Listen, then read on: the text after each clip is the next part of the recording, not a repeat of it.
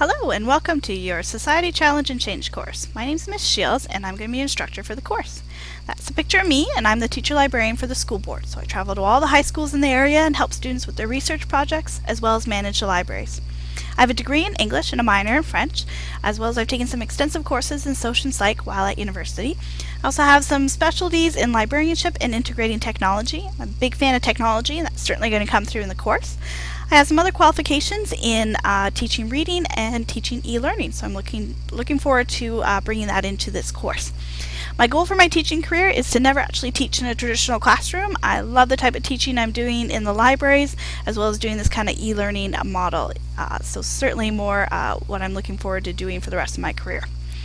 I'm not a big fiction reader, thinking being an English major and in charge of libraries, you think I would read a lot, but I read more Twitter feeds and blog things online. I play badminton 3 nights a week, so when I'm not at the hub on Tuesdays and Thursdays at Whitfield, you'll find me playing badminton. I like TV shows such as Dexter and Criminal Minds. So I thought I'd take some time to walk you through the course. I know you've done some extensive stuff in the tutorials, but I wanted to take you through the course so you can see it where the highlights and the important areas are. In the tutorials, you should have updated your email address, most important thing, because that's the #1 way I'm going to contact you, as well as your profile information.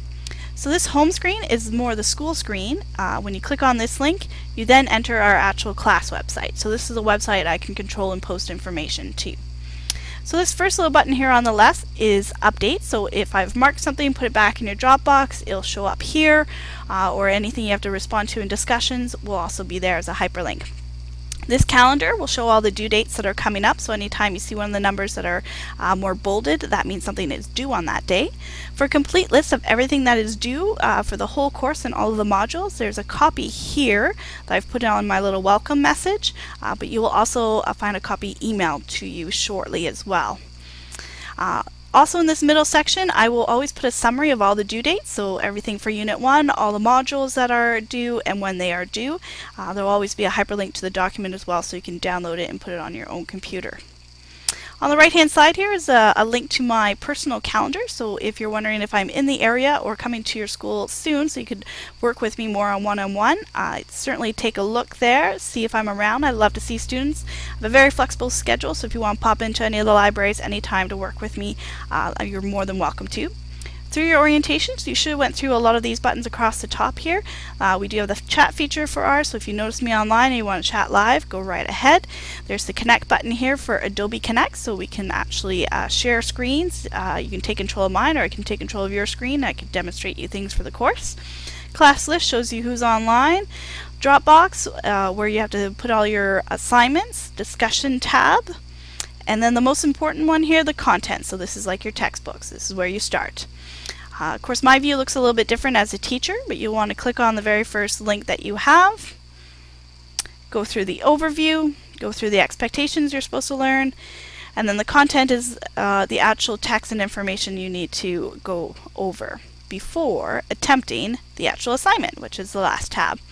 On the assignment page will always be a hyperlink to the Dropbox that you need to actually submit it into, and usually I've actually created a worksheet as well, or a template, so that's usually what the first hyperlink is for you. Alright, probably your next question is, how is I going to be marked? So the ministry requires us to submit marks based on 20 modules. So all the units are broken up even further into 20 modules. I need to submit a mark based on 10 of those modules by the 1st of April or so. So 30% of your mark is on accommodating activity, so there's no final exam. You have to design a social science experiment and become like a psychologist or sociologist or anthropologist. Very fun, a lot more fun than an exam, but more on that later, so it's a big chunk of your mark. The other 70% of your mark is based on classwork, and that's divided into 2 parts. So the first part is 20% is on your homework check and your attendance. So some of the assignments throughout the course, maybe a discussion question or something else a little simpler, might be just worth a homework check. So I'm just assessing, making sure you're keeping on track with the course. And the attendance is getting a hold of me at least once a week, either face-to-face or emailing me in some kind of way. The second part to that is for 50% of your classwork, and that's your actual formative evaluation. So it's usually the last activity you have to do for the unit. Think of it like a unit test, but they're usually an activity, whether it's an actual little mini essay I have you write, or you actually have to create something. All right, so good.